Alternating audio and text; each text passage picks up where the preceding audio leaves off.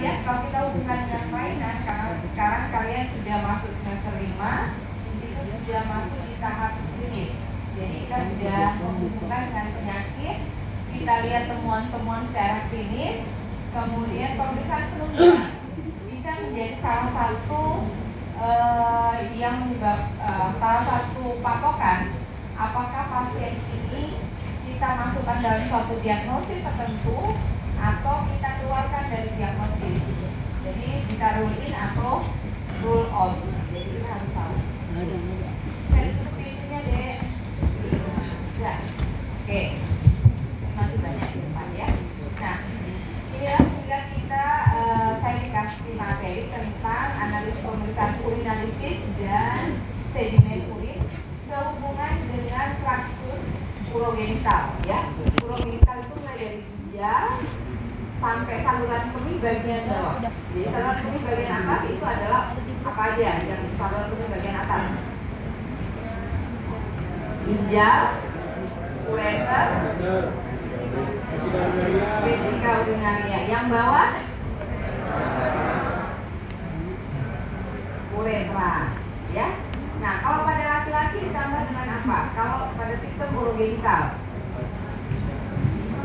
kelenjar prostat ya. Jadi kalau pada laki-laki sistem urogenital, jadi dokter-dokter urologi selain menangani tentang masalah ginjal dan salurannya juga tentang prostat pada laki-laki. Jadi prostat hanya pada laki-laki ya. Yang penting kalian punya pasien perempuan, kemudian diagnosis ada prostat. Jadi yang prostat hanya ditemukan pada laki-laki seperti pada perempuan. Ya, uterus hanya ada pada perempuan, tidak ada pada laki-laki. Ya. Ini sedikit refleksi yang kemarin, ya. Kalian sudah melakukan pemeriksaan dasar tentang urinalisis. Jadi kalau kita ambil urin, ya kita pemeriksaan urin. Masih ada lagi ya? Ayo pada masuk dulu.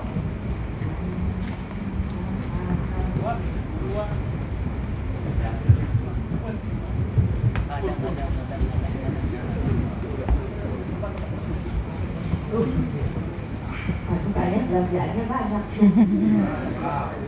Jualan. Kira-kira ada yang mau datang lagi nggak?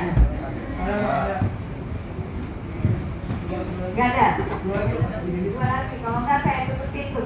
Bolak-balik baru begini ya datang lagi gitu ya. Jadi ini kita refleksi yang kemarin ya. Kita recall lagi yang kemarin. Jadi pemeriksaan urin adalah salah satu pemeriksaan yang paling mudah, paling murah, paling gampang lah untuk persiapan. Pasien tidak ada yang menolak untuk pengambilan urin. Bu, kalau dia kencing kasih botol urin ya, botol urin pasti dia akan mau. Tapi coba kalau Bu mau diambil darah, berpikir Bu dia, ya. Nah, masih ada lagi ini adek. Udah terakhir. Ini aja ya. Ya. Terus kita lanjut ya.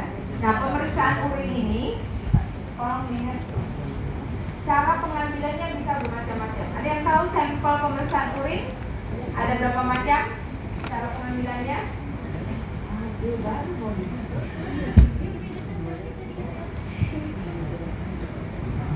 Ayo, ada yang ini? Ada yang tahu cara pengambilan urin? Ada berapa jenis? Sampelnya kan sudah lewat. Dasar itu sudah lewat. Urin apa? Hah? Urin waktu. Terus urin apa lagi? Pagi. Urin pagi hari. Urin apa lagi? Ayo, urin apa lagi? Di sini kan nggak didenda. Hah? Urin pagi, urin sewaktu, urin apa lagi?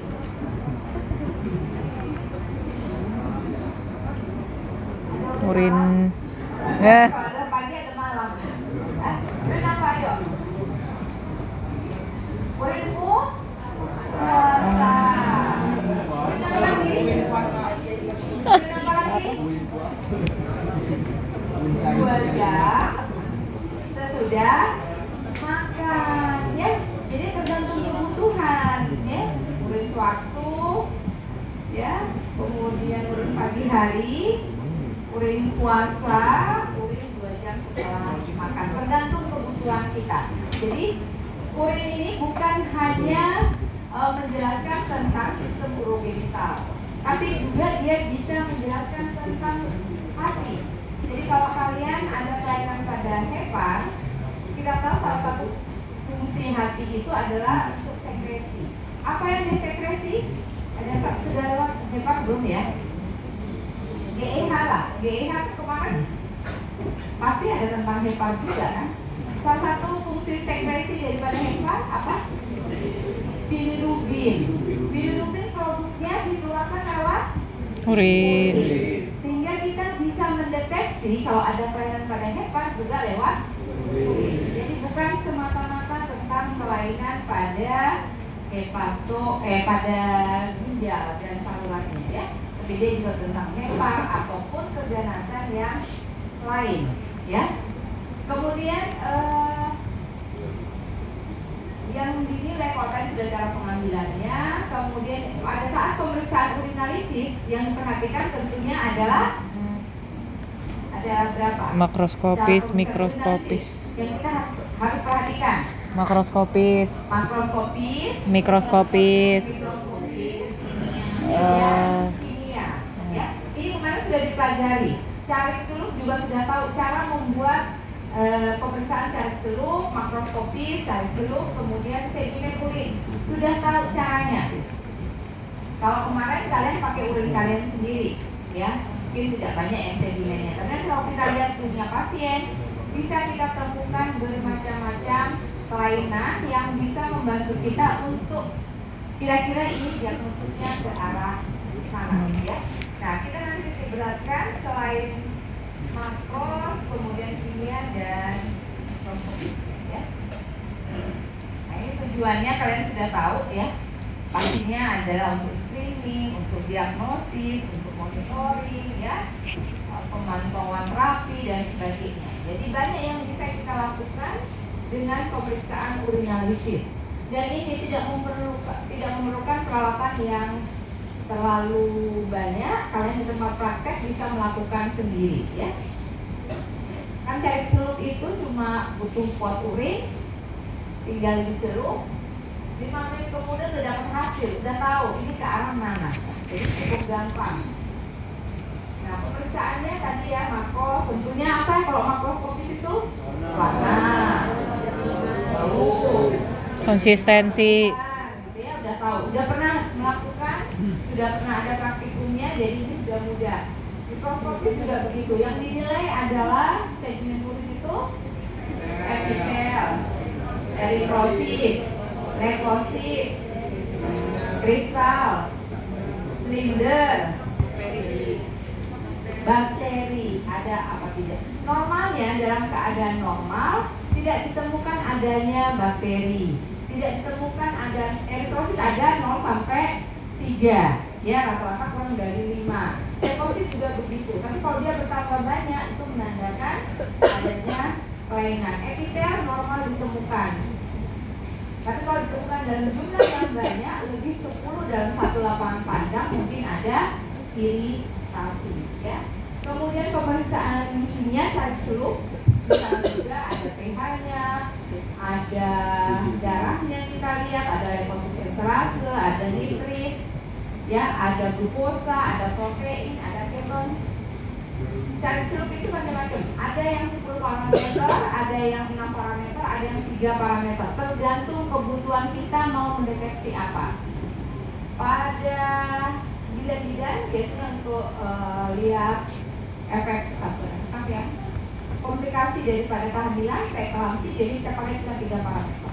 Ada pH, ada keton, ada protein, ya, untuk melihat.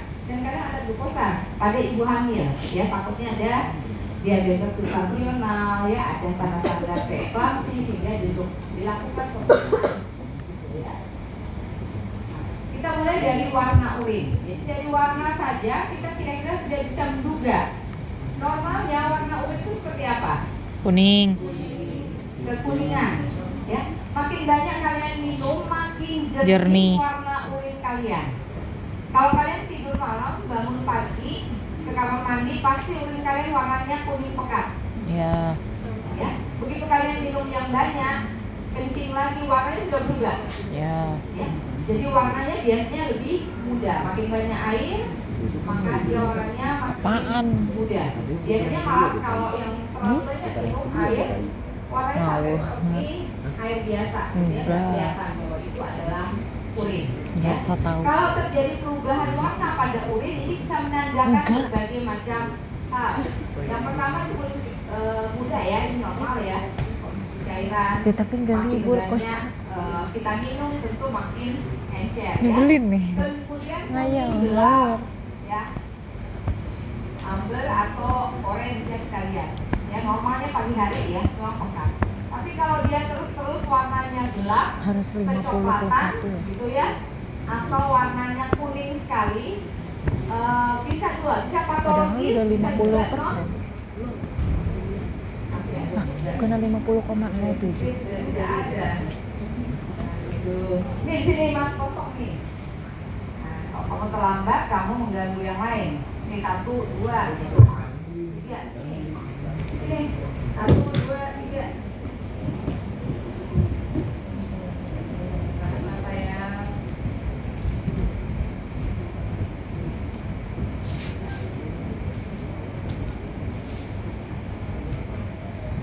Gimana sih, Pak? Jadi kita lihat, kalau kalian suka makan wortel yang banyak, pepaya, jadi buah-buah yang berwarna kuning, labu kuning, ubi, ya, yang suka makan ubi gelembung, makin banyak kalian minum biasanya warna urin kalian akan berwarna kuning. Ya, kalian minum banyak juga warnanya kuning karena dia mengandung beta karotin. Ya, atau kalian minum vitamin deh, yang suka minum vitamin.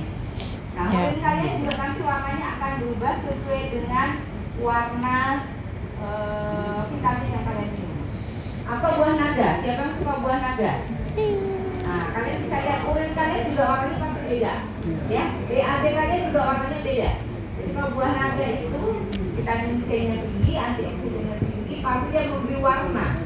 Jadi kalau kalian dapat warna yang menurut kalian kok tidak seperti biasanya ya, tolong pasiennya ditanya, jangan langsung ditulis patologis, ya, warna kuning tua, kuning coklat, wah ini ada kelainan. Ya, tanya anaknya itu dulu, ibu habis makan wortel ya, habis makan labu kuning, ya, pepaya. Ya. Jadi kalau kebanyakan itu bisa memberi warna kekuningan pada kulit, ya, pada sklera juga bisa terlihat ya. Atau kadar bilirubin yang tinggi. Kalau kadar bilirubin yang tinggi, biasanya urinnya kayak teh. Jadi kalau kalian dapat pasiennya habis kencing, ya, datang ke kalian warnanya kuning bukan kuning, coklat ya, coklat seperti teh gelap. Hati-hati kadar bilirubin. Kita lakukan tes. Pakai cara celup kan ada kadar proteinnya. Nah, bisa dilihat, biasanya kadarnya juga tinggi. Nah, kalau seperti ini baru kita bisa mengarah, oh ada kelainan. Apa ginjalnya yang rusak atau heparnya yang rusak. Kalau warnanya kuning hijau, ya itu bisa sama juga bilirubin. Kita tahu bahwa kalau bilirubin teroksidasi oleh udara, dia bisa berubah. Ya seperti BAB. Kalian kalau BAB, ya misalnya dibiarkan, dia akan berubah warna menjadi coklat, ya. Jadi lebih gelap, lebih hijau, ya, karena adanya oksidasi itu normal. Kita juga karena kadarnya ada kelainan atau infeksi. Jadi kalau ada kelainan, ada infeksi, pastikan dengan gejala, pastikan dengan anamnesis, pastikan dengan pemeriksaan fisik, ya. Baru kita lanjutkan dengan penunjang dan melihat hasilnya. Hijau, biru hijau, orang semuanya, waduh bagus banget nih. Urinnya warnanya gitu ya, bukan darah biru lagi tapi kencing biru gitu ya, kencingnya hijau, padahal ada infeksi mungkin ya, pseudomonas, atau minum obat-obatan. Jadi metabolit obat itu kan dibuang melalui urin. Jadi semua kalau kalian minum obat, sedang minum obat, sedang minum vitamin, harus banyak minum. Sisa metabolit yang tidak terbuang ya itu akan mengendap bisa menjadi batu dalam ginjal atau sepanjang saluran kemih. Ya, jadi kalau kalian minum vitamin C, misalnya Redoxon yang 1000 ml, minum yang banyak, ya, supaya nanti dia tidak mengendap di saluran kemih kalian, ya, dia dibuang dengan metabolit, ya. Atau minum obat antidepresan, yang muscle relaksan, bisa menyebabkan perubahan warna pada urin, ya. Jadi warna saja kita bisa menandakan apakah patologis atau fisiologis. Nah, ini pemeriksaan kimia. Kalian sudah lakukan lagi, jadi saya tidak ulang dasar-dasarnya, ya. Kalian bisa tinggal ambil urinnya, kemudian dimasukkan cari ceruknya, kita lihat apa yang berubah, ya.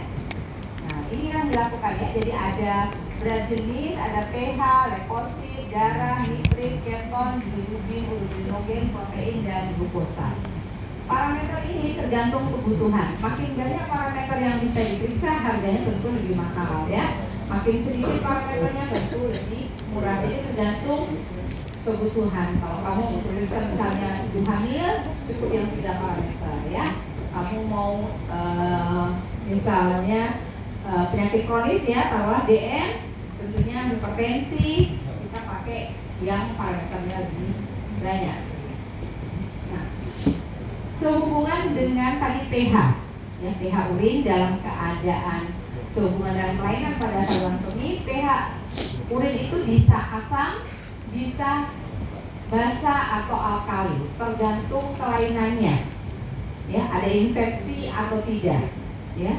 Ada bakteri yang menyebabkan pH urin jadi asam, ada bakteri yang menyebabkan pH urin jadi basa, ya, jadi itu tergantung. Nah, dalam keadaan nih, kalian sudah belajar tentang hemodinamik, sudah belajar tentang asidosis, ya. Kalau kita bilang asidosis respiratorik berarti pH darahnya bagaimana? Turun atau naik?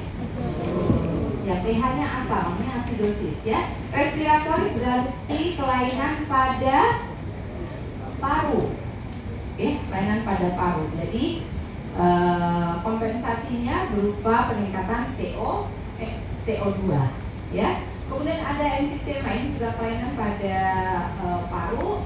Diabetes mellitus, ya, ini bisa juga urin yang menjadi asam. Kelaparan, ya. Kalau kelaparan terjadi pemecahan kadar. Kalau kita lapar, apa dulu yang dipecah? Glukosa dulu, ya kan? Glukosa habis, kita sudah mulai tuh agak setengah, ya, sudah lapar banget. Nah, kalau kita tidak dapat makan, apalagi yang dipecah setelah glukosa? Lemak, ya. Jadi kalau kamu lama tidak makan, lemak kamu akan hilang, ya. Lemak dulu yang dibakar, ya. Terakhir baru protein, ya. Jadi urutannya adalah karbohidratnya dulu, karbohidrat adalah lemak, kemudian protein. Kemudian dalam keadaan dehidrasi, ini juga sebenarnya menjadi asam, ya. Diare, tidak dapat minum, aktivitas berat tapi tidak ada yang minum, yang perlu lari keliling lapangan dan kasih minum, habis cairan, ya, cairannya keluar lewat keringat. Kemudian diare, bakteri yang memproduksi asam kayak E. coli. Jadi kalau kalian diare, diare itu bisa kalau kalian BAB lah, kalau lagi diare pasti baunya khas, ya. Biasanya kok bau kayak asem ya. Coba kita jadi dari itu kan sudah lihat, aduh kok baunya ini ya. Itu kencikannya juga akan terpengaruh. Kemudian dia tinggi protein, kemudian jus, ya, jus berry itu semua lah, strawberry,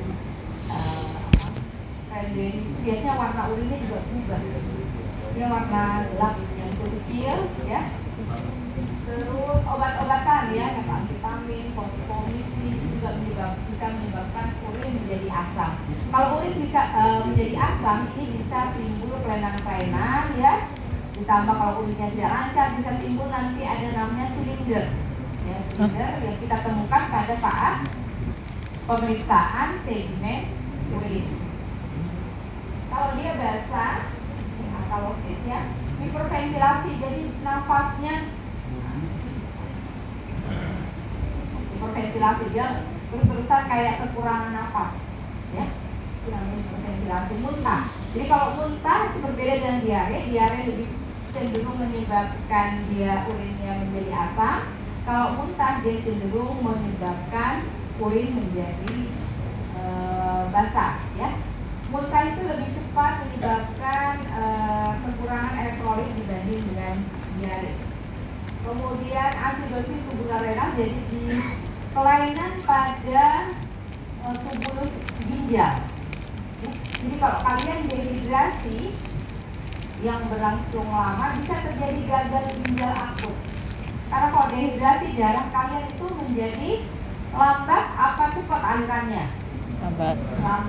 Kalau lambat dia masuk ke ginjal cepat apa lama? Jadi ginjal itu seperti mesin, dia akan menyaring terus. Kalau tidak ada darah yang masuk, ya, lama-lama dia akan merusak sekitarnya. Terjadilah gagal ginjal akut. Orang diare, dehidrasi, tiba-tiba kencingnya tidak keluar sama sekali karena terjadi gagal ginjal. Gue pas nyoblos kemarin gue gini. Orang dehidrasi tidak boleh lama-lama. Gue pas nyoblos kemarin gue gini. Ginjalnya nanti akan. Jadi di sini doang. Kemudian bakteri yang memproduksi urease, ya. Disuruh beginiin Jadi bakteri itu ada di dua, tangannya ada yang dipegang menyebabkan gitu. asam dan ada yang menyebabkan basah. Dia vegetarian, orang-orang yang tidak makan protein. Dia makannya adalah sayur-sayuran, nah itu pH-nya adalah basah. Kemudian kalau kita kelainan kuku cepat karena susah hilang, pakai lemon. Urin, ya kita mau periksa tapi kita lupa. Ini pasien sudah kasih urinnya dari pagi, besoknya baru ingat, pasien si A belum diperiksa, baru dia periksa. Nah ini sudah ada terjadi perubahan kadar pH, perubahan dari metabolit, sehingga kalau pemeriksaan urin itu harus urin yang segar. Diperiksa dalam waktu kurang dari 2 jam sejak dikeluarkan. Makin lama kamu periksa, bakteri akan bermunculan, ya. Kemudian metabolit akan hancur sehingga kalau kita mau mendiagnosis akan susah. Eritrositnya sudah tidak kita temukan karena hancur, lemfositnya sudah hancur, silindernya sudah hilang, ya, kristalnya juga sudah hancur. Jadi kita susah untuk mendiagnosis. Nah ini kalau kita temukan darah, jadi pemaknaan klinis darah positif pada carik celup. Ya. Syarat kalau pengambilan urin pada wanita salah satunya apa? Tidak dalam keadaan haid, ya, karena nanti bisa timbul positif palsu, ya, karena darahnya urinnya tercampur darah. Jadi pastikan dulu kalau pasien kamu perempuan, ibu sedang haid tidak. Kalau tidak boleh diambil sampel urinnya.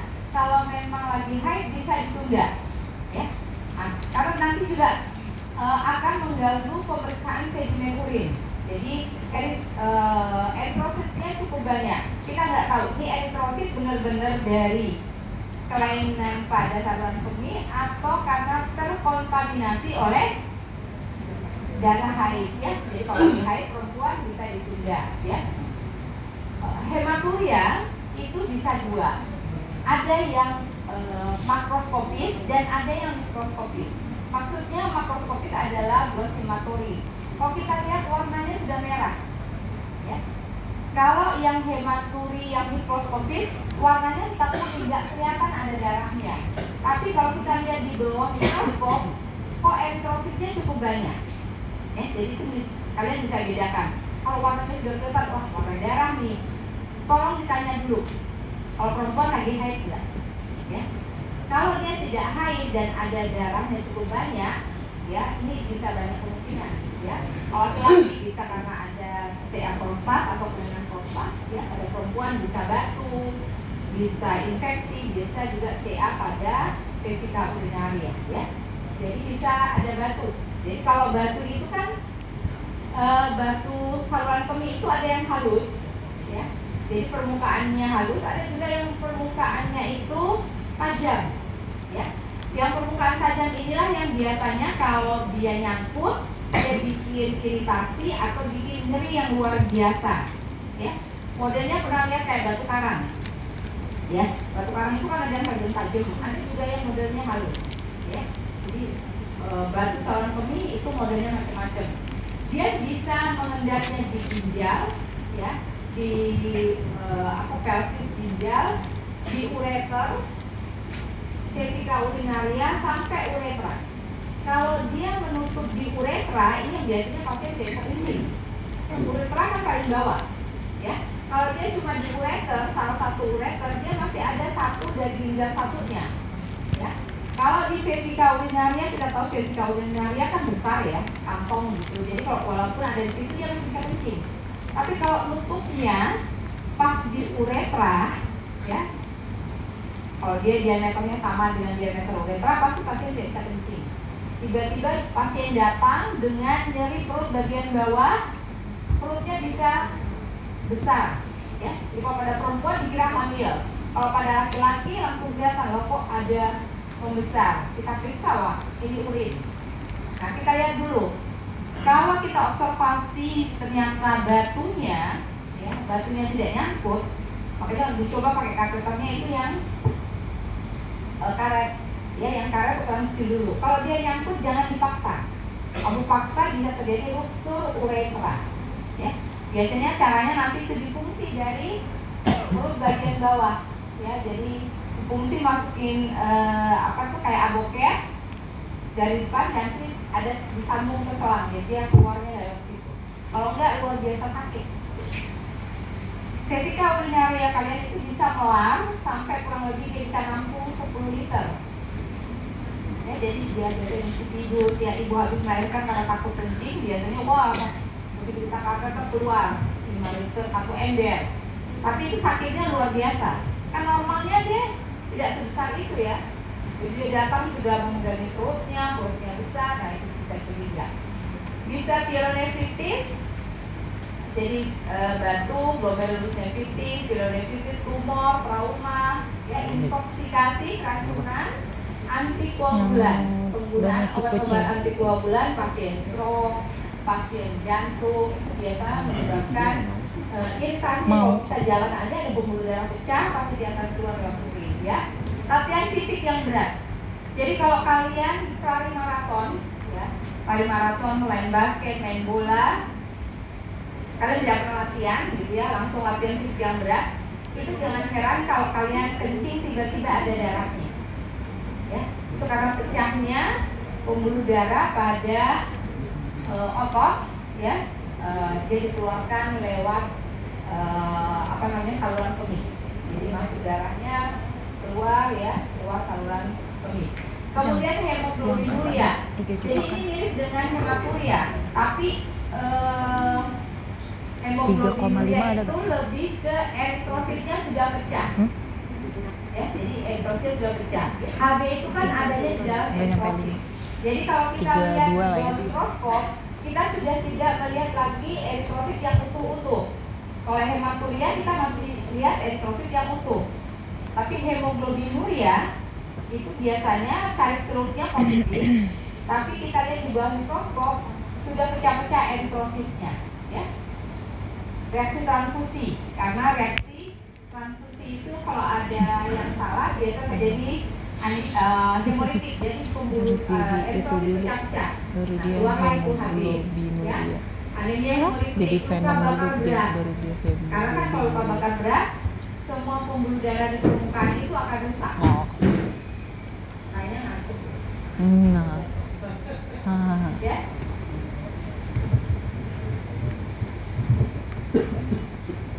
Kemudian kita lihat dalam keadaan latihan fisik, infeksi atau malaria. Jadi kalau ada pasien datang, terutama di daerah endemis malaria, urinnya berwarna gelap, ya. Pernah lihat urin darah kalau disimpan lama dia kan warnanya agak kayak kopi. Ya. Darah itu kan merah dulu atau oksidasi warnanya lebih gelap. Ya, hati-hati pada infeksi malaria. Ya, menyebabkan semua eritrosit pecah-pecah keluar lewat urin, warnanya lebih gelap. Ya.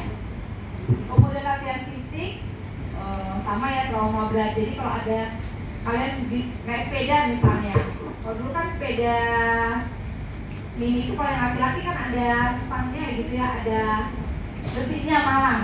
Nah itu biasanya kalau dulu kita tidak sampai, itu kan kalau mau turun kita pakai kaki kan. Nah itu bisa suka kebentur di bagian ini besinya, nah itu bisa menimbulkan trauma.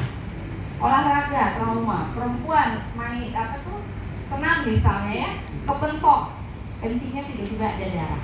Ya, jadi trauma pada uretra, trauma pada vesika urinaria bisa menyebabkan kalau kencingnya ada darahnya. Ya, racun kebanyakan racun tulang. Ya, kemudian mioglobin itu jadi sel-sel otot yang pecah. Ini juga timbulnya kemerahan. Kita tahu otot kita itu warnanya kan merah ya. Nah ini juga kalau ada kerusakan bisa menyebabkan warna urin yang berubah. Ya, trauma otot, kejang atau koma yang lama, tirak baring terus menerus tanpa ada pergerakan. Nah itu biasanya di punggungnya makin lama ototnya itu rusak. Ya, orang kejang-kejang terus, ototnya juga ada yang rusak sehingga dia akan keluar urinnya berubah warna, ya. Penyakit, alkoholisme, ya, drug abuse, latihan fisik yang lama, jadi dia pokoknya mau terus misalnya, capek pokoknya terus dia latihan, ya. Nah ini juga bisa menimbulkan kerusakan. Pengobatan dengan statin, jadi yang kolesterolnya tinggi, ini juga harus hati-hati ya. Kalau terlalu banyak, kita bisa dapatkan adanya perubahan warna pada urin, ya. Ini menandakan adanya kelainan gizi. Nah, kalau ada protein urea, jadi kalau kita pakai cari celup ada protein yang positif, ya.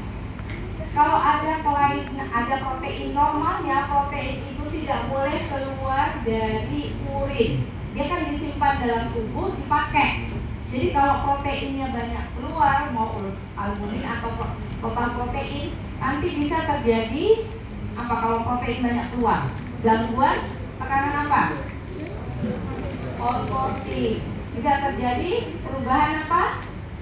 Hemodinamik cairan. Cairan itu kan supaya dia tidak berpindah satu kompartemen dengan kompartemen yang lain, ada tekanan hidrostatik, ada tekanan onkotik, supaya dia tetap di tempatnya masing-masing. Ya, kalau ada kekurangan dari intrasel ke ekstrasel, dari ekstrasel ke intrasel. Tidak boleh cairan terlalu banyak di ekstrasel, nanti dia udem. Ya, kalau protein banyak keluar, pasien bisa jadi bengkak. Ya, perubahan tekanan onkotik dan tekanan hidrostatik, ya. Nah, kelainan itu bisa prerenal, artinya kelainan sebelum ginjal yang menyebabkan proteinnya keluar lewat ginjal, atau kelainannya pada ginjal, atau kelainan post renal, ya. Jadi bisa pada sebelum ginjal, pada ginjalnya, tubular itu di dalamnya ya, di dalamnya sini, ya. Kemudian post renal, jadi sebelum di sini, misalnya sini ada kelainan sebelum masuk ke dalam ginjal, kemudian dalam ginjalnya sendiri, tubulusnya ada di dalam, kemudian yang post renal yang di sini ini kan prerenal ya, ini kan post keluar. Post renal itu bisa di ureter, bisa di vesika urinaria, bisa di uretra. Ya. Kelainannya bisa kalau prerenal hemolisis, tadi aminnya hemolitik, malaria, ya. Kemudian kelainan intravaskuler yang tadi ya ada kerusakan pembuluh darah, trauma otot, kejang-kejang ya, kemudian tirak baring yang lama, koma yang lama, kemudian protein juga suatu reaktan fase akut. Jadi dalam keadaan infeksi berat bisa kita temukan adanya protein dalam urin. Kemudian kelainan pada darah yang disebut dengan myeloma multiple ya. Kemudian pada renal bisa ada penyakit glomerular, penyakit kompleks imun jadi autoimun, kemudian juga amyloidosis ya, agen toksik, nefropati diabetik, ini paling banyak nefropati ya. Jadi kalau kita temukan adanya protein dalam urin, periksa juga kadar glukosanya. Ya, kalau pada ibu hamil, periksa tensinya. Jangan sampai dia sudah tanda-tanda mau eklamsi. Ya, kalau sudah eklamsi, kehamilan harus dihentikan. Ya, jadi sebelum dia jadi eklamsi, sudah preeklamsi, tekanan darah tinggi, ada protein urin, sudah mulai dikontrol, dikasih obat, pasiennya istirahat, terus dilihat, ya. Karena begitu dia masuk eklamsi, kehamilan harus dihentikan. Jadi harus dipantau terus-menerus. Latihan fisik berat, dehidrasi, hipertensi, preeklamsi, proteinuria, dan postural, ya, jadi dalam keadaan tertentu. Kemudian kelainan pada tubular bisa sindrom Fanconi, keracunan logam berat, ya, jadi kalau ada merkuri, ya, kemudian timbal, besi, ya. Jadi kalau kalian minum penambah darah itu tidak bisa seenaknya saja, gitu ya. Wah, pokoknya minum aja gitu ya, melebihi dosis, ya, karena dia adalah logam berat. Jadi besi itu adalah logam berat, ya. Kemudian infeksi virus yang berat, kalau fosrenal bisa ISK bagian bawah. ISK bagian bawah tentunya mulai dari vetika urinaria sampai ke uretra, ya, trauma, kontaminasi, menstruasi, ya. Jadi kalau kalian dapat dose hematurik, warnanya kok merahnya seger ya, tolong anamnesis, ya. Kemudian bisa dari prostat atau sekresi dari vagina, ya, kontaminasinya. Pemeriksaan klinis yang berikutnya adalah nitrit. Jadi kalau dicari celup ada nitrit, itu menandakan adanya infeksi bakteri. Harus dibuktikan dengan mikroskopisnya, ada nggak bakterinya. Jadi kalau nitrit positif, ya, tetapi tidak ada bakteri yang ditemukan, ini biasanya ada yang salah. Harusnya nitrit itu hanya bisa ada, ya, kalau ada bakteri gram negatif yang merubah nitrat menjadi nitrit. Kalau ada bakteri tapi nitritnya negatif masih boleh, karena bakteri gram positif tidak merubah nitrat menjadi nitrit, ya. Jadi jangan terbalik ya. Jadi kalau nitritnya positif, bakterinya harus kita temukan ada di sedimennya. Tetapi kalau di sedimen ada bakteri, nitritnya belum tentu dia positif, ya. Pemeriksaan klinis sistitis jadi ISK pada saluran kemih, ya. Pielonefritis, evaluasi terapi antibiotik, pemantauan pasien dengan risiko tinggi ISK. Jadi pasien yang ISK itu paling banyak pada perempuan, ya, karena secara anatomi saluran urogenitalnya kan pendek, ya, saluran berkemihnya, cara berkemihnya gram positif nggak ngubah nitrat jadi nitrit. Kemudian perempuan Karena bakteri gram positif nggak ngubah nitrat jadi nitrit. Dibanding laki-laki, gitu ya. Nah, ini salah satu resiko untuk terjadinya ISK. Kemudian screening.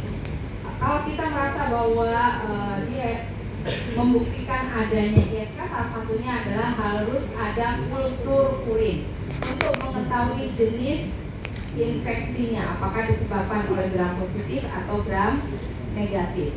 Nah, pemeriksaan klinis kalau glukosuria, adanya glukosa dalam urin, yang jelas apa kalau ada glukosa dalam urin? DM. Ya, itu yang pertama kali kita pikirkan kalau ada glukosa dalam urin adalah DM, ya. Baru penyakit yang lainnya, ya, diabetes, kehamilan, osteomalacia, penyakit ginjal tahap lanjut atau sindrom Fanconi. Ya, jadi yang dipikirkan pertama yang paling banyak tentunya adalah diabetes. Dibuktikan dengan periksa darahnya, lihat gejalanya, ya. Jadi selalu pemeriksaan penunjang itu kalian hubungkan dulu dengan anamnesis dan pemeriksaan fisik. Tidak bisa tiba-tiba pasien dengan pemeriksaan urin, wah gulanya tinggi, bapak diabetes. Belum tentu, jangan sampai baru minum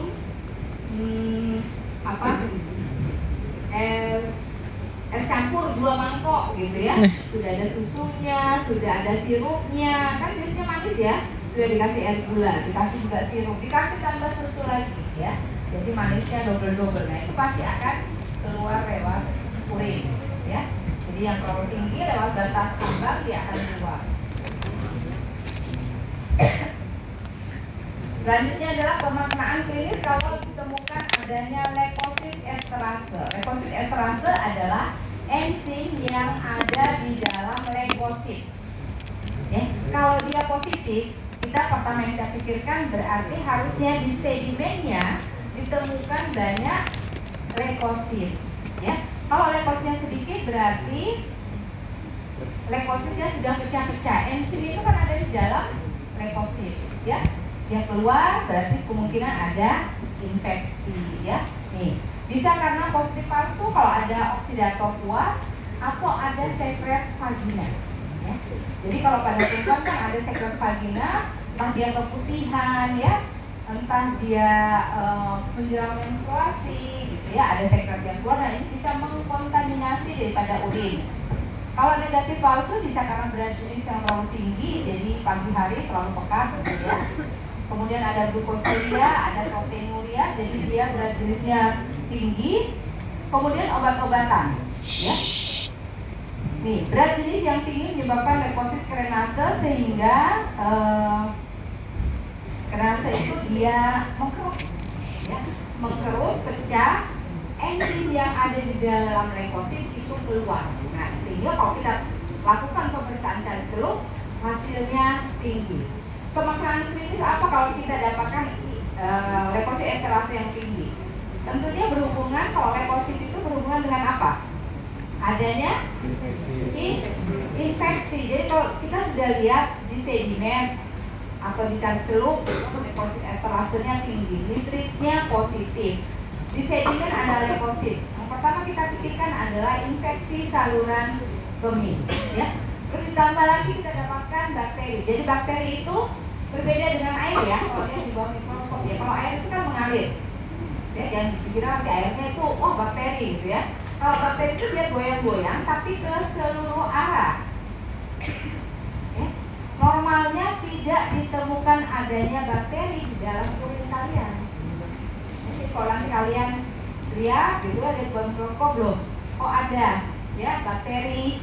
Kemudian kalian sering kencing ya, itu biasanya ISK. Karena ISK itu ada yang asimptomatik dan ada yang simptomatik ya. Inflamasi saluran kemih dan screening. Kalau kita curiga dia ISK walaupun tidak ada gejala, ini sebaiknya dikultur untuk lihat ya. Pada bayi-bayi ya, laki-laki biasanya yang ada phimosis, jadi kulitnya itu menutupi saluran kemih. Jadi kalau dia kencing biasanya gembung gitu ya pada anak-anak. Ini biasanya faktor resiko timbulnya ISK pada anak-anak atau bayi-bayi. Anaknya sering panas, ya, sering sakit. Ya, begitu kita lihat periksa kencingnya, wah, ada banyak bakterinya, ya. Nah, kalau seperti ini, terus anaknya juga nafsu makannya turun, tumbuh kembangnya tidak bagus. Salah satu indikasi untuk dilakukan sirkumsisi, ya. Jadi pada bayi-bayi kalau ada phimosis ya, dia menggelembung gitu ya kalau kencing karena tertutup. Nah ini bisa indikasinya dilakukan sirkumsisi. Nah ini pemeriksaan mikroskopis atau sedimen urin. Kalian sudah tahu ya, kemarin sudah dilakukan pemeriksaan sedimen urin, urinnya diambil, disentrifuge, endapannya yang dilakukan pemeriksaan. Nah ini ya yang dilihat, kalian juga sudah pernah lakukan. Nah eritrosit ini tadi berhubungan dengan hematuri ya. Tadi kalian lihat hematuri itu ada dua ya, ada yang gross hematuri, ada juga yang hematuri secara mikroskopis, bisa non glomerulus atau glomerulus lainnya ya.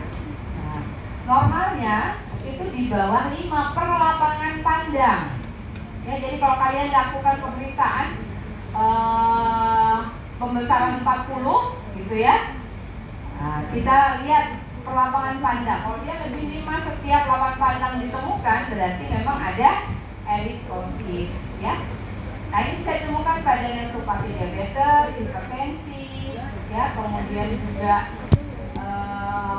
hematuri yang persisten biasanya pada perdarahan glomerulus.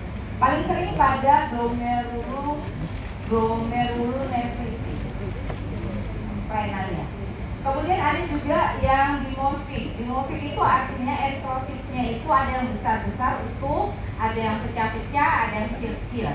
Jadi berbagai bentuk eritrosit, ya bentuknya itu tidak sama, bergerombol, nah itu disebut eritrosit dismorfik, ya. Ini penyakitnya, kelainannya kalau kalian temukan seperti ini. Kalau ini kan hampir semua utuh ya, kalau ini ada yang kecil-kecil ya, ini kemudian ada yang utuh-utuh. Ya, ini adalah kemungkinan kelainannya itu pada glomerulus, pada ginjal. Jadi kalau kita temukan, oh ini kelainan di atas, bukan di bawah, bukan saluran kemih bagian bawah, tapi saluran kemih Bedanya bagian sama pleomorfik atas. apa?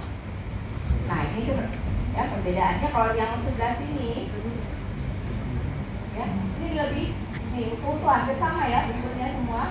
Kalau di sini kan ada yang besar, ada yang utuh, ada yang pecah-pecah, ya ada yang kecil, ya bentuknya berbeda-beda. Kalau ini hampir rata. Nah ini biasanya yang seperti ini pada glomerulonefritis. Kalau ini pada kelainan yang bisa di bawah, ya jadi bukan pada ginjal tapi bisa bladder atau vesika urinaria.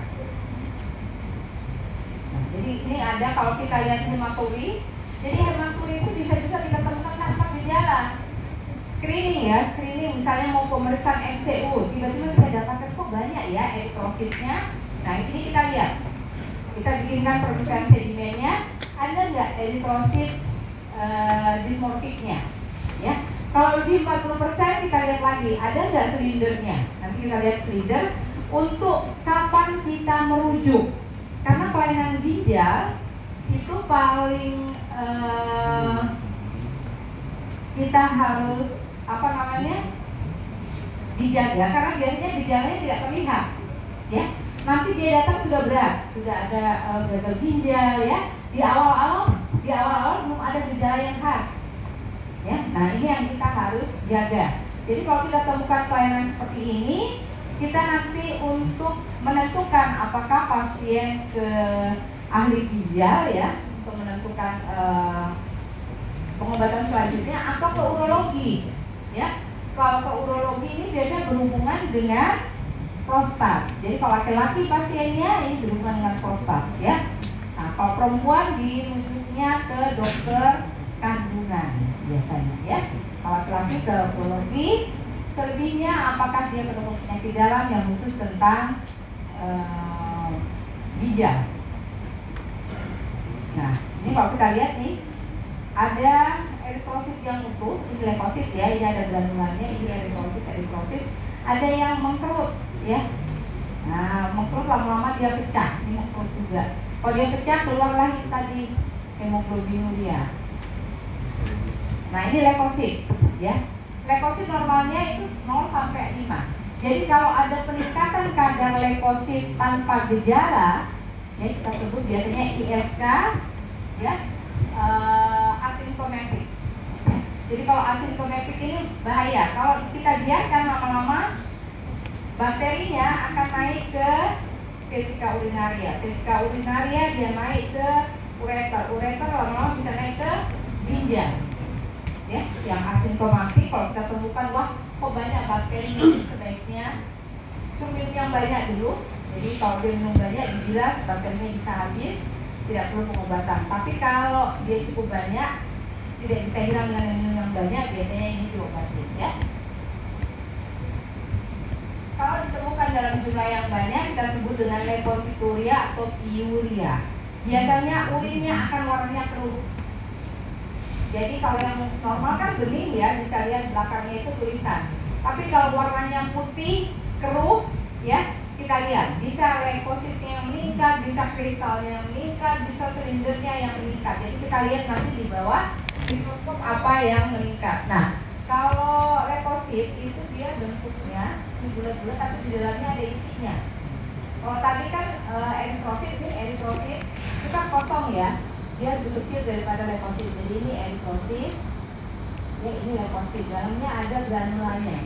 Nah ini biasanya nekrofil, ya. Nah ini juga ini ada epitel, somos.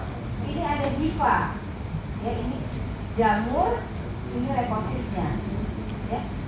Ini kalau ada yang panjang-panjang seperti ini, ya, dia berluas-luas. Ini adalah hifa jamur, ya.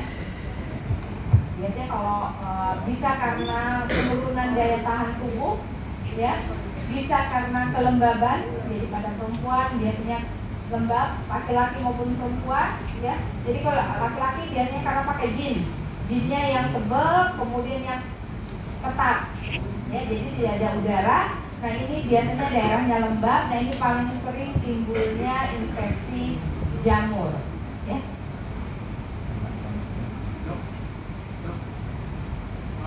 Gambarnya yang di sini tadi pas ngejelasin situ nggak kelihatan dok. Nggak kelihatan. Nah maksudnya tadi kan jelasin situ jamurnya yang mana nih yang mana. Nih, ini hifa. Nih ya, ini yang panjang-panjang ini. Ini hifa jamur. Ya, mudah-mudahan besok kita lihat ya ada nggak ya. Kalau ini leukosit. Nah ini epitel. Ya, ini leukosit ya. Eritrosit yang kosong-kosong, ini hifanya. Jadi kalau ada jamur ini eritrosit, ini yang leukosit, ya. Nah kalau ada hifa itu penanda pasti jamur.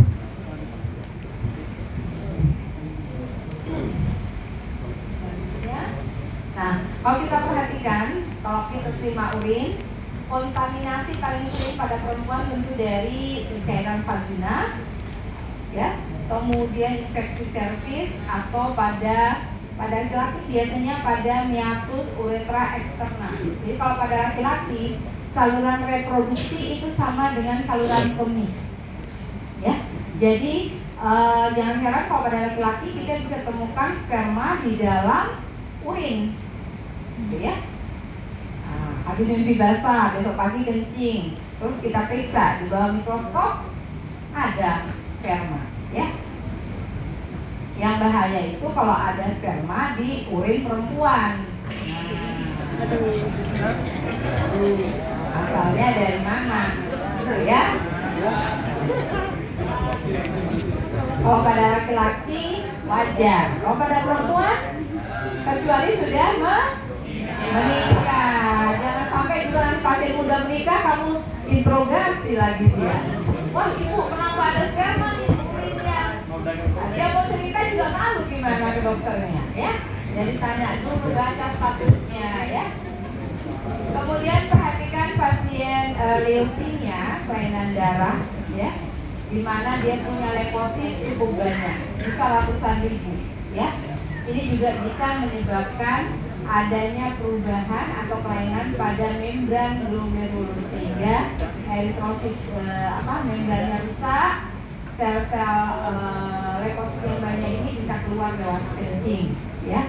Berat jenis yang rendah leukosit bisa dalam bentuk liter, jadi dia bisa kalau kita mainin itu mikrometer bisa kayak berpeda. Kalau pH-nya alkali basa cenderung dia berkelompok. Nah ini sedimen urin. Ini nanti paling banyak yang kalian lihat, ya.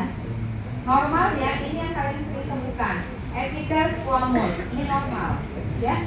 Ini berasal dari saluran kemih bagian bawah, ya. Namanya saluran kemih. Kalau kita kencing kan pasti dari meatus uretra eksterna itu biasanya terjadi iritasi, gitu ya. Ada 1, 2, 3, gitu ya. Epitel kalau banyak sekali berarti ada sesuatu, ya. Nah ini epitel transisional, ini epitel berasal dari sel tubular ginjal. Jadi kalau kita temukan ini, ya, dia bulat, gitu ya. Ada tonjolan-tonjolan kecil, ya. Ini berasal dari kelainan pada ginjal. Normalnya tidak ditemukan, kita tidak ada, ya. Jadi kalau tidak ada kelainan, kan ginjal paling atas, ya. Cairannya akan keluar dulu masuk ureter, vesika urinaria. Jadi harusnya sih dia tidak ada, kecuali ada kelainan atau kerusakan pada ginjal baru dia akan keluar, ya. Ini epitel tubulus nih, bulat-bulat, ya. Ini transisional mulai dari ureter sampai ke ginjal. Kalau ini mulai dari vesika urinaria sampai ke uretra. Jadi ini normal, kalau ini tidak ditemukan, ini juga tidak ditemukan. Oke, nah, ini tadi sudah ya untuk tujuan urinalisis. Nah, ini epitel yang transisional ya. Dia berasal dari mulai dari ginjal, ureter, ya, cervical dia juga ditemukan uretra, ya. Kemudian bentuknya oval atau bulat dan ada tonjolannya. Kalau squamosa bentuknya tidak teratur, ya, berkelompok, intinya di tengah, ya, pinggirannya tidak rata. Kalau yang transisional tadi pinggirannya rata. Normalnya tidak ditemukan dalam urin normal. Kalau squamosa ditemukan dalam urin normal tidak bermakna secara klinis, tapi kalau transisional atau epitel tubulus ginjal itu berarti ada kelainan pada saluran kemih. Nah, atau kita temukan adanya oval fat bodies, ya. Jadi ini biasanya kita temukan jadi dia sel lemak yang bergerombol, ya, bulat-bulat bergerombol. Ini biasanya ditemukan pada kadar lemak yang terlalu tinggi dalam tubuh, kolesterol yang tinggi, kelainan sindroma nefrotik, biasanya terjadi peningkatan kadar kolesterol dan trigliserida. Kalau dia terlalu banyak, kolesterol terlalu tinggi dalam tubuh akan keluar lewat urin, ya. Jadi dia dibuang. Urin kan fungsinya untuk apa-apa yang berlebihan dibuang. Jadi kita bisa temukan, ya. Salah satu indikasi, waduh, terlalu banyak nih kolesterol saya, gitu ya. Jadi bisa ditemukan pada sindroma nefrotik, pada diabetes mellitus, atau kerusakan sel epitel baik oleh keracunan etilen glikol atau terminum air raksa, ya. Jadi kalau tidak sengaja terminum, ya, ini bisa menimbulkan kelainan pada urin. Kita temukan kumpulan daripada sel lemak. Kemudian silinder ini juga kita bisa dapatkan bisa karena urin yang asam. Jadi urin yang terlalu asam, entah karena bakteri, entah karena kelainan, ini bisa menyebabkan aliran urin menjadi lambat sehingga protein yang cukup banyak ini nanti akan mengendap membentuk kerangka daripada silinder. Bentuknya, ya, ini sudah pernah saya berikan sebelumnya. Ada hialin, kemudian ada silinder eritrosit. Kalau ditemukan adanya silinder eritrosit, tadi kita sudah lihat kalau ada hematuri dilihat biasanya ke arah glomerulonefritis, ya. Nah, kalau silinder leukosit, kita tahu leukosit ada untuk infeksi.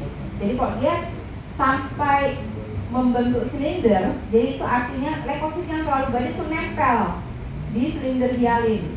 Berubah nama dia dari silinder hialin, kerangkanya adalah protein, menjadi silinder leukosit. Kalau ditempelin eritrosit namanya silinder eritrosit.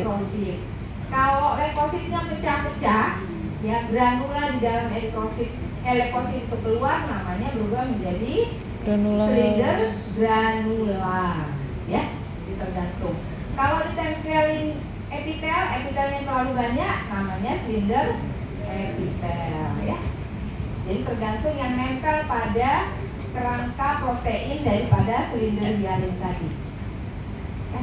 Nah, kalau ada silinder lilin kayak silinder hialin tapi pecah-pecah, ini hati-hati. Biasanya kita temukan pada penyakit ginjal kronik tahap akhir yang sudah mendapat terapi hemodialisis.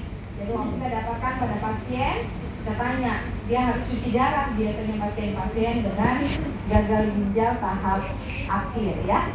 Kemudian ini oval fat bodies yang tadi, ya, pada sindroma nefrotik, pada DM, ya. Kita bisa temukan, jadi dia sel lemak, kumpulan sel lemak, ya. Nah, ini, ya. Kristal, ya. Kristal itu sudah pernah lihat kan waktu CSL urin, ya, bentuknya bagus-bagus berpendar, ya. Tapi kalau dalam jumlah sedikit tidak masalah. Kalau jumlahnya banyak, berarti kalian menanam batu di dalam saluran kemih, ya.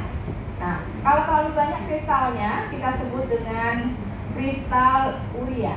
Jadi kalau terlalu kristal kita temukan dalam urin terlalu banyak disebut dengan kristal urea. Ada yang normal kita temukan, ada yang tidak normal kita temukan, ya. Nah, jadi kalau terlalu banyak kristal ini dia bisa mengendap. Jadi kayak pernah lihat air minum kalau direbus, ya, air itu kalau direbus lama-lama dia bikin kerak di pinggir-pinggir ceret, ya, mungkin kalau yang perempuan, atau air aqua saja, ya. Kalau yang panas ujungnya aqua, kalau yang panas itu kan suka timbul kerak putih, ya. Kerak itu sebetulnya mineral kan dari air. Nah, sama dengan saluran kemih kamu, ya. Kalau kamu nggak sering dibilas, ya, nggak minum yang banyak, dia bisa timbul. Nah, endapan-endapan ini makin lama kalau kamu biarkan dia makin makin memadat, lama-lama timbul batu, ya. Ada orang-orang tertentu jenis urinnya memang cenderung lebih asam, lebih lambat, sehingga ada orang-orang tertentu yang lebih gampang timbul batu pada saluran kemih. Biasanya ada faktor turunan. Jadi kalau bapak ibu ada yang punya batu, biasanya ada kecenderungan pada anaknya untuk mengikuti yang sama. Jadi kalau kamu sudah pernah ada kecenderungan pernah ada batu, harus banyak minum, ya. Banyak minum, kurangin yang menimbulkan metabolit yang banyak, ya, kolesterol, asam urat, kemudian minuman-minuman yang bersoda, minuman yang punya pengawet, ya, pewarna dan sebagainya, karena bisa menimbulkan vitamin terlalu tinggi, bisa menimbulkan kristal, ya. Nah, berbagai macam kristal ini kalian bisa lihat, ya. Penyebabnya bisa karena dehidrasi. Jadi kalau dehidrasi itu kan aliran lambat. Jadi kalau ada sampah-sampah dia akan numpuk, tidak ikut hanyut, dia nempel kiri kanan gitu, ya, lama-lama numpuk dia di batu. Ya, beberapa pengobatan, ya, antibiotik, ya, amoxicillin, acyclovir, methotrexate, sulfonamid itu bisa menimbulkan endapan pada saluran kemih. Jadi kalau kalian minum obat antibiotik, minum yang banyak, ya. Kalian kalau minum antibiotik pasti urinnya bau obat, benar nggak? Jadi kalau bau obat kalian senang karena berarti kan metabolisnya keluar. Nah, kalau kalian minum tapi kok nggak ini, ya, oh berarti metabolisnya mengendap, ya. Harusnya kan metabolis yang tidak terserap itu akan dibuang. Jadi harus minum yang banyak. Infeksi saluran kemih, kemudian keracunan etilen glikol, atau ada tumor lysis syndrome, ya. Tumor lysis syndrome ini biasanya pada semua tumor lah, ya. Jadi tumor itu kan sel-selnya banyak, tidak dia bertumbuh tidak beraturan. Nah, begitu dia pecah-pecah tumor ini, entah pengobatan atau apa, maka dia akan mengeluarkan asam urat yang tinggi. Nah, asam urat ini bisa menyebabkan pengendapan pada saluran kemih, ya. Jadi jangan memanen batu. Caranya gimana? Ya, minum yang banyak. Kalau mau kencing, jangan ditahan. Menggunakan pakaian jangan yang terlalu lembab, ya. Karena jadi kalau udah rasa kencing ya harus dibuang supaya tidak menumpuk metabolisnya. Ya, ini berbagai macam bentuk, ya, kalian bisa lihat sendiri. Bentuknya bagus-bagus tapi tidak bagus buat kita. Nah, ini kristal asam urat, ya. Jadi terbentuk pada urin yang asam, ya, bentuknya bagus gitu, ya, kayak batu lonjong-lonjong, ya, tapi bisa dijadikan batu aktif untuk cincin, ya. Jadi jangan ada yang memanen gitu di operasi keluar kencingnya, aku pakai ya buat cincin gitu, ya, mahal, ya, karena susah ditemukan kan biasanya kalau habis operasi dikasih nih batunya kamu, boleh juga sekali, ya, dibikin cincin, ya, kayak ingat, wah harus banyak. Kristal triple fosfat, ya, kita bilang kayak peti mati, ya. Jadi kalau kamu lihat panjang-panjang seperti ini, ingat adalah kristal triple fosfat. Sebetulnya secara klinis dia tidak bermakna, bisa ditemukan pada orang normal, tetapi hati-hati kalau terlalu banyak bisa bikin juga endapan, ya. Sama ini ditemukan pada urin yang basah. Ini kalsium oksalat, bentuknya kayak amplop, ya. Kita lihat sih bagus, ya. Wah, berpendar-pendar gitu. Tapi ini tidak bagus kalau terlalu banyak ya. Kalau 1-2 bisa ditemukan pada orang normal. Ya, bisa juga kalau orang yang terlalu banyak makan tomat, asparagus, asam vitamin C, ya bisa ditemukan adanya kristal kalsium oksalat. Ini kalsium fosfat, ya, bentuknya bagus ya, tapi tidak bagus buat kita ya kalau terlalu banyak. Ini kristal kolesterol. Jadi kalau kita kadar kolesterol kita terlalu tinggi, dia juga bisa keluar lewat urin, ya. Bentuknya kotak-kotak tipis kayak kaca gitu ya. Nah, ini menandakan adanya kadar kolesterol yang tinggi dalam darah. Nah, kelainan klinis yang signifikan berhubungan dengan kristal, pertama kalau kalsium oksalat, nefrolithiasis, ya, kemudian keracunan etilen glikol, kemudian absorpsi oksalat yang terlalu banyak. Kalau kalsium fosfat berhubungan juga dengan nefrolithiasis, jadi selalu berhubungan dengan batu ya. Nefrofosfat itu biasanya karena infeksi, asam urat juga nefrolithiasis ya, batu. Kemudian bisa ditemukan pada tumor Lupus sindrom, jadi yang punya tumor gitu ya. Kalau dia habis pengobatan kemoterapi, dia pecah-pecah, dia mengecil, ini bisa timbul kadar asam urat yang sangat tinggi pada urin. Kemudian kristal sistin ini bisa menyebabkan phenylketonuria, ya. Kemudian juga bisa ditemukan pada kelainan ginjal, kelainan hati ataupun kelainan metabolisme, ya. Jangan lupa kristal juga bisa disebabkan oleh makanan yang kita makan, contohnya asam urat, kolesterol, ya. Terlalu tinggi vitamin C juga itu cenderung dia mengendap. Jadi kalau minum, kebutuhan vitamin C kita itu sebetulnya kalau dalam keadaan normal ya, tidak sakit, tidak hamil, tidak masa pertumbuhan itu cuma 100 mg. Jadi kalau kamu minum 1000, sisanya pasti akan dibuang. Makanya kalau minum vitamin C, minum yang banyak biar sisanya itu keluar. Karena kan vitamin B dan C itu larut dalam air. Jadi kalau minum vitamin itu minum yang banyak. Ini bakteri ya, biasanya pada ISK, karena ini tidak gambarnya tidak hidup ya. Jadi ini adalah eritrosit. Nah di sini sih adalah bakterinya harus goyang-goyang ya. Jadi kalau kalian temukan bakteri seperti ini, walaupun pasiennya mengeluh tidak ada gejala, itu kita sebut ISK asimptomatik. Disuruh minum yang banyak dulu, diperiksa lagi, kalau tetap ada kasih antibiotik supaya dia tidak naik ke atas bakterinya. Nah, ISK, pemeriksaan laboratorium tentunya harus ditemukan leukosit. Biasanya lihat urinnya saja sudah keruh ya. Kalau banyak bakteri, banyak leukosit, biasanya urinnya sudah keruh. Tanya dulu, hati-hati dengan kontaminasi tadi ya, cairan vagina ya atau yang lainnya. Kemudian ada nitrit positif, curiga juga ada ISK ya. Gold standar untuk ISK tentunya adalah kultur urin ya. Jadi kalau kita dapatkan ada interferontomi, urinnya diambil urin pancaran tengah pakai botol steril ya, kemudian dibawa ke laboratorium untuk dilakukan kultur.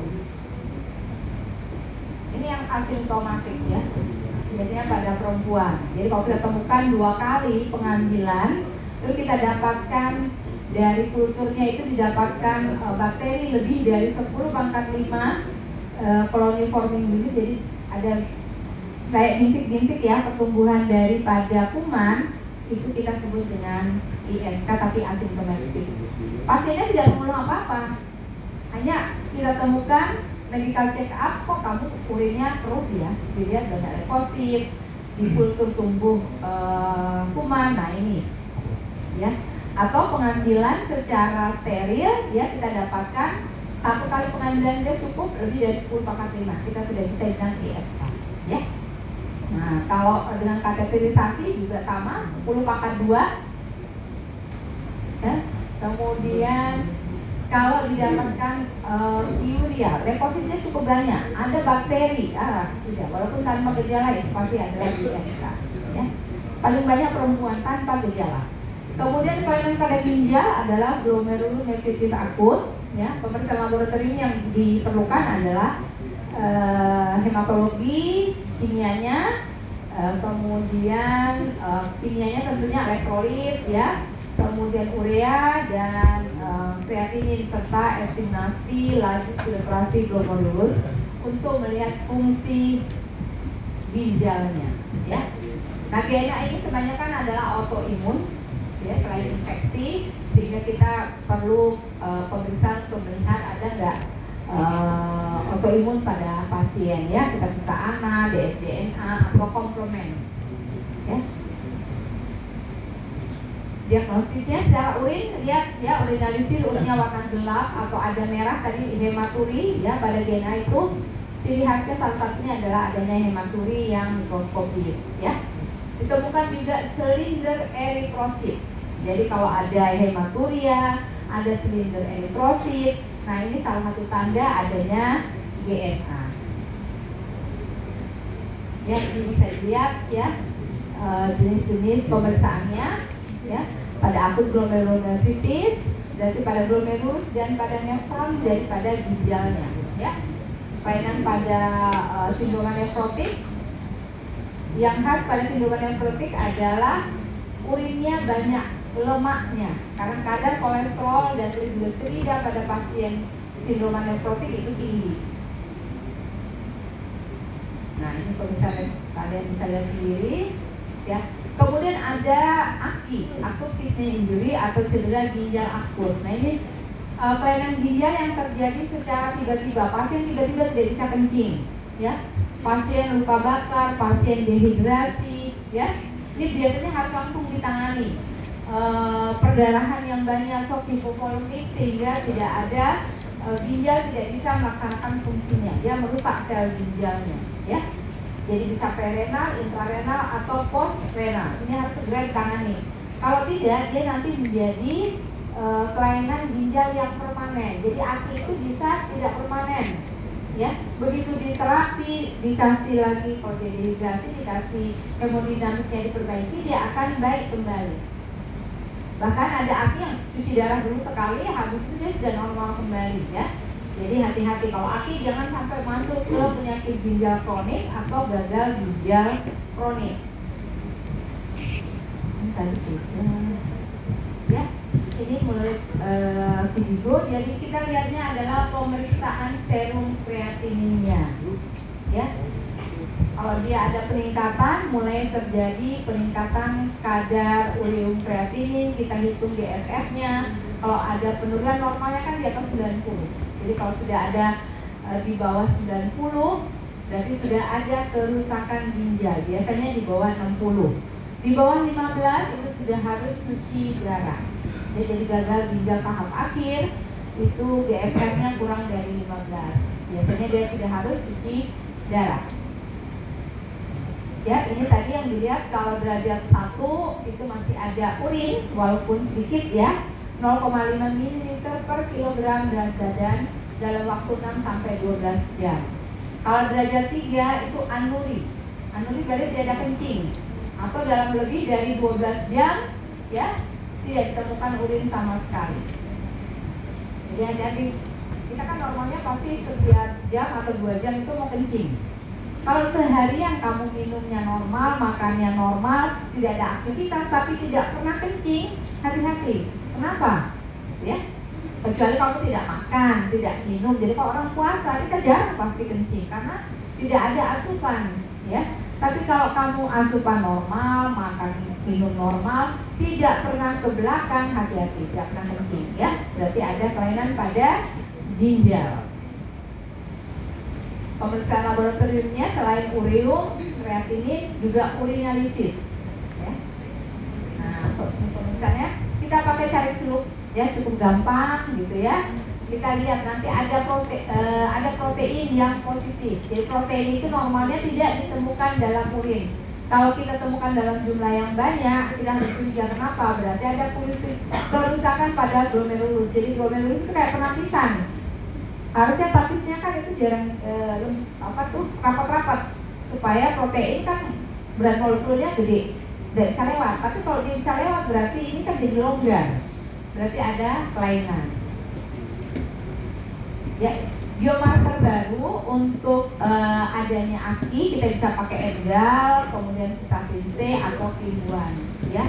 Ini biasanya kita minta, tapi yang paling banyak, paling murah tentunya adalah urium kreatinin dan urinalisis. Cukup pakai cari celup dulu. Kalau kita mau yang canggih, boleh langsung minta Edgal, statin C atau Kim1. Tapi ini hanya pada laboratorium tertentu ya, harganya juga masih lumayan ya. Nah, dari AKI ya, gagal ginjal akut bisa menjadi penyakit ginjal kronik. Ini yang kita takutkan ya. Jadi kalau sudah terjadi penurunan laju filtrasi glomerulus di bawah 90, di bawah 60, terakhir di bawah 15, pasien harus cuci darah. Kalau kita lihat nih cara epidemiologi, makin lama dia paling meningkat. Dia prevalensinya 20 kali daripada HIV. Pada HIV paling menakutkan. Tapi ternyata orang cuci darah, boleh nanti kalau kalian koas ya, mayoritas pasien-pasien di HD itu cukup banyak. Setiap hari penuh, rumah sakit kalau HD itu setiap hari penuh ya. Mesinnya itu sekali siklus biasanya 3 shift. Ya memang namanya cuci darah ya. Jadi dari sini itu ada alatnya namanya Simino itu. Jadi arteri venanya itu jadi satu masuk ke mesin, dari mesin dicuci, jadi dia melaksanakan, jadi mesinnya itu melaksanakan fungsi ginjal. Dia buang metabolitnya. Sudah bersih dari metabolit, dimasukkan lagi ke dalam darahnya dia. Darahnya dia kan dicuci ya istilahnya. Memang dicuci di mesin. Setelah di mesin dia masuk kembali ke dalam tubuh. Itu dilakukan. Makin gagal ginjalnya makin parah jika seminggu itu 3 sampai 5 kali setiap hari, bahkan yang setiap hari. Kalau tidak dia bengkak.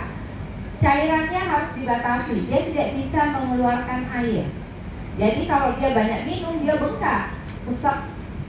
Ya. Jadi minumannya biasanya dibatasi. Kalau kita disuruh 2 liter, dia kalau memang yang parah itu hanya 200 ml dalam 1 hari. Jadi 1 gelas 1 hari, kita disuruh 8 gelas minimal. Jadi kalau sekarang kalian sayangi ginjal kalian, minum yang banyak. Jangan dikasih minuman-minuman yang banyak pengawet, banyak pewarna, banyak pemanis. Ya, rata-rata minuman sekarang kalian kan semua mulai boba lah, apalah segala macam tuh ya, semua yang berwarna. Kalau tidak berwarna tidak bisa minum. Ada nggak yang gitu? Pokoknya minumannya itu harus manis. Nah kalau air putih, wah nggak bisa, gitu ya. Nah itu lama-lama merusak ginjal kasihan. Ya. Minum air putih. Nah ini penggunaan DFR dan albumin, jadi laju filtrasi glomerulus. Jadi kalau kita mau mengambil keputusan klinis, ya kita bisa pakai apakah ginjal kita masih bagus atau tidak. Salah satunya adalah kita bisa lihat albumin atau protein dalam urin. Cukup gampang sebetulnya ya. Jadi kalau kamu sakit pinggang atau daging saya berubah keruh atau apa kan tinggal lihat. Oh masih bagus. Kalau sudah ada protein berarti ada sesuatu. Minum yang banyak, istirahat yang cukup ya. Minumannya disingkirin dulu yang berwarna-berwarna itu ya. Ini untuk mendeteksi ada kelainan ginjal atau tidak ya. Kalau GFR bisa kita lihat untuk mendeteksi adanya gagal ginjal akut atau tidak. Normalnya kita punya laju filtrasi glomerulus estimasi ya, jadi dihitung dari pemeriksaan kreatinin itu di atas 90. Kalau kurang dari itu berarti sudah mulai menurun.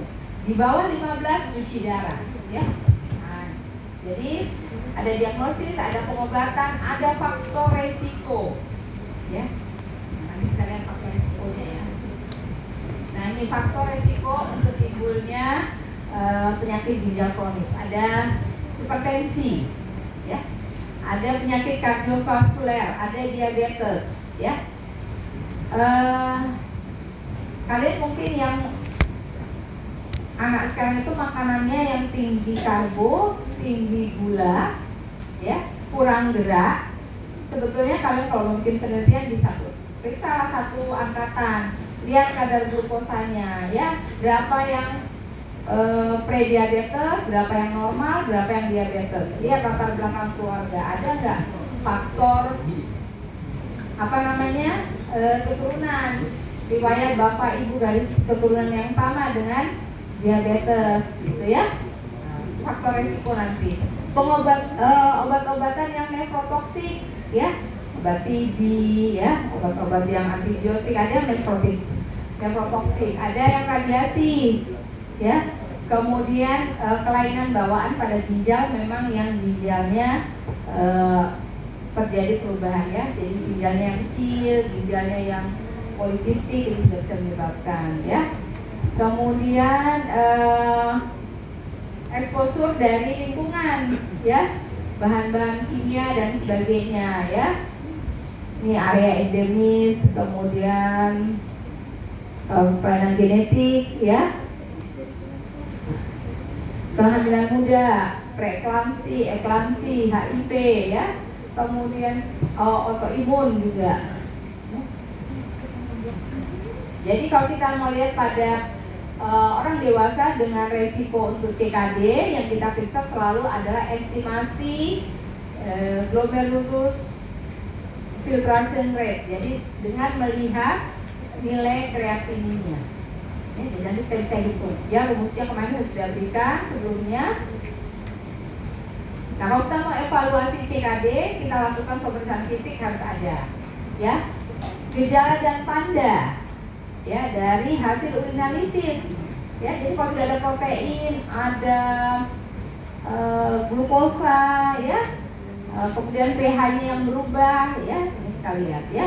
Catatannya, jadi hasil urinalisisnya dilihat, sedimen urinnya dilihat, kemudian kita lihat rasio albumin urin terhadap kreatinin, kemudian kita pemeriksaan serologi, pemeriksaan USG, ya, biopsi ginjal. Kalau memang tidak ditemukan, diagnosisnya kita belum bisa pastikan, ya, atau pemeriksaan genetik untuk penyakit-penyakit autoimun, ya.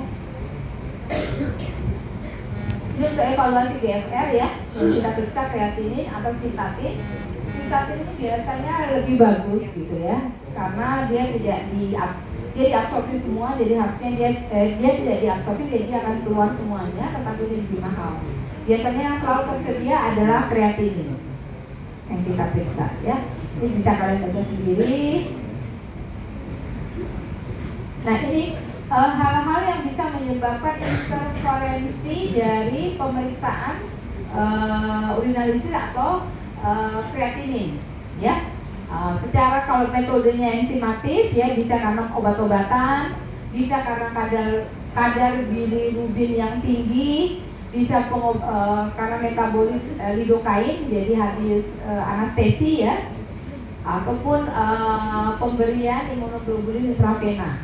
Kalau metode Jaffe itu obat-obatan juga, bilirubin juga, hemoglobin F pada pasien talasemi, ya, glukosa yang tinggi, lemak yang tinggi, ini semua bisa berpengaruh pada proses pemeriksaan kreatinin. Jadi kalau ada kadar kreatinin yang abnormal, dipastikan dulu bahwa ini sudah tidak ada, ya. Nah, ini kelainan yang bisa menyebabkan variasi dari nilai albumin urin atau protein urin, ya.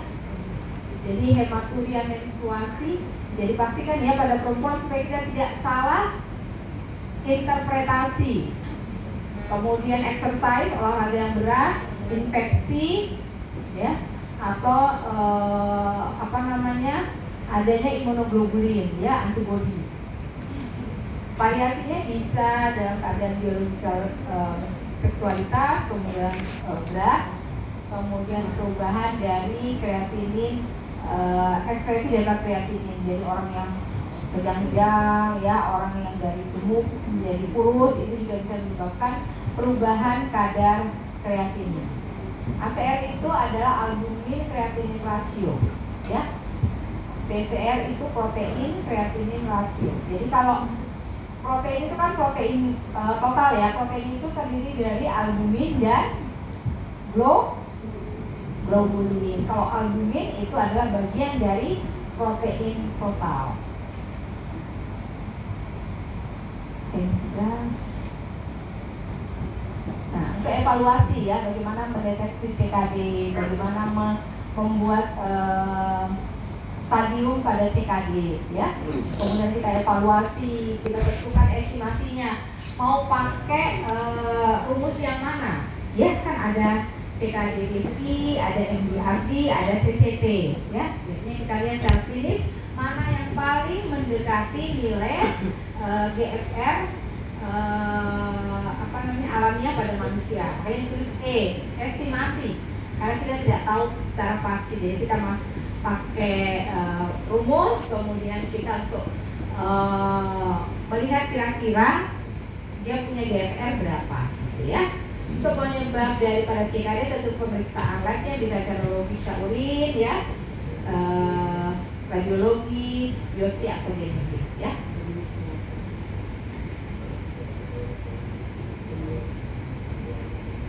Nah, ini adalah frekuensi kita melakukan monitoring pada pasien-pasien dengan CKD.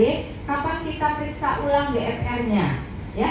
Nah, tanda 1, 2, 3 ini, warna-warna ini menandakan resiko. Ya, ini resiko rendah, warnanya hijau. Ya, resiko sedang warna kuning, ya, resiko tinggi warna orange, ya, resiko yang sangat tinggi itu warna merah. 1, 2 ini adalah berapa kali kita mesti memeriksa supaya kita tidak kecolongan. Jadi yang di atas, yang hijau boleh 1 kali setahun, gitu ya. Nah, makin dia beresiko, lihat juga ada GFR-nya ya, dia masuk di golongan apa, berapa banyak GFR-nya kita periksa dulu. Jadi berdasarkan hasil kreatinin. Jadi yang ini adalah nilai GFR-nya, ya. Estimasi glomerulusnya kita lihat normal kan di atas 90. Kalau dia sudah harus cuci darah itu di bawah 15. Jadi kalau kita mau periksa GFR-nya ini lebih dari 4 kali supaya kita bisa monitoring. Kalau dia resikonya ringan terendah ya, mungkin setahun sekali nggak apa-apa, ya. Makin tinggi faktor resikonya, makin banyak kita harus lakukan pemeriksaan untuk menentukan kadar GFR-nya. Habis cuci darah nih, kita harus lihat GFR-nya meningkat atau malah makin menurun. Ya, kalau dia makin menurun, mungkin frekuensi cuci darahnya tidak maksimal. Ya, harusnya misalnya dia dari 15 ya, atau kurang dari 15. Dia naik jadi 15, kemudian naik jadi 30. Nah, itu berarti kan ada peningkatan perbaikan ya. Yang kita harapkan adalah frekuensi cuci darah pasien CKD itu makin lama makin berkurang, dari yang seminggu 5 kali, dari 3 kali, dari 3 kali jadi cukup sekali seminggu, dari sekali seminggu jadi 2 kali seminggu, ya, jadi 2 minggu sekali, ya, terakhir jadi sebulan sekali, bahkan 3 bulan sekali. Nah, ini yang kita harapkan. Nah, kelainan yang terakhir pada laki-laki ada kelainan pada prostat. Ini juga bagian dari urogenital, ya. Nah, biasanya sih tandanya yang awal biasanya adalah kencingnya sering tersendat. Jadi kencing itu terputus-putus. Karena kan uretra itu di kiri kanannya ada prostat. Jadi kalau prostatnya membesar, dia pasti akan mempersempit lumen uretra, sehingga kalau dia kencing itu akan tersendat. Makin aliran urin jadi lambat, biasanya ada ISK. Lama-lama nggak bisa kencing. Nah, ini atau ada darah. Nah, ini harus diperiksa, ya. Kalau kita curiga dia takutnya ada tumor atau cuma pembesaran yang tidak ganas, kita periksa PSA-nya, ya. PSA hanya bisa untuk memonitoring, tidak bisa kita untuk mendiagnosis. Diagnosisnya tetap dengan pemeriksaan PA, biopsi. Oke. Selesai. Ya, sebetulnya urin